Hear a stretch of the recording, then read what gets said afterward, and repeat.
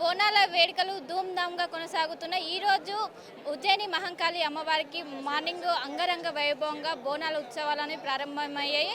ఉదయం నుంచి కూడా భక్తుల తాకిడి అనేది ఎక్కువగా కనిపిస్తుంది.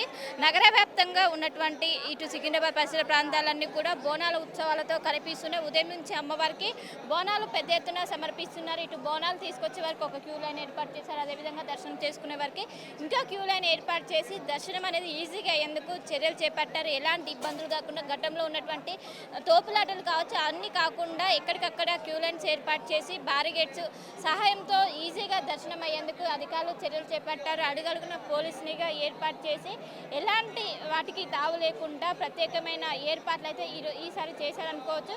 ఇంకోవైపు ప్రతి సంవత్సరం ఎంతో అంగరంగ వైభవంగా ఈ ఉజ్జయిని మహంకాళి అమ్మవారి బోనాలు జరుగుతూ ఉంటాయి. ఈసారి కూడా అంతే అంగరంగ వైభవంగా ప్రారంభమయ్యాయి. ఉదయం నుంచి కూడా భక్తుల తాకిడి ఎక్కువగా వస్తుంది. ఉదయం 3 గంటలకు మంత్రి పొన్నం ప్రభాకర్ దంపతులు అమ్మవారికి మొదటి బోనం సమర్పించారు. తర్వాత బ్రహ్మ ముహూర్తం అనంతరం భక్తులు ఒకరొకరికి బోనాలు మాత్రం సమర్పిస్తున్నారు.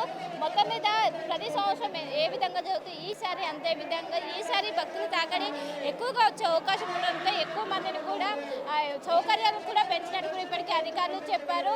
ఇప్పటికే కేంద్ర మంత్రి కిషన్ రెడ్డి దంపతులు వచ్చి ఇక్కడ అమ్మవారికి బోనం సమర్పించారు. అనంతరం ప్రత్యేక పూజలు చేశారు. ఇంకోవైపు మాజీ మంత్రి అదేవిధంగా తలసాని శ్రీనివాస్ యాదవ్ కావచ్చు ఒక్కరొక్కరుగా వచ్చి ఇక్కడ దర్శనం చేసుకుంటున్నారు. మొత్తం మీద వీఐపీ తాకిడి ఎక్కువగా ఉండడంతో భారీగా పోలీస్ బందోబస్తు ఏర్పాటు చేశారు. అడుగడుగున సీసీ కెమెరాలు ఏర్పాటు చేసి ఎలాంటి ప్రోటోకాల్ ఇష్యూస్ రాకుండా భారీగా ఏర్పాట్లు చేశారని చెప్పుకోవచ్చు. మొత్తం మీద ఈరోజు సమయం గడిచే కొద్దీ భక్తుల తాకిడి కూడా పెరగవచ్చు.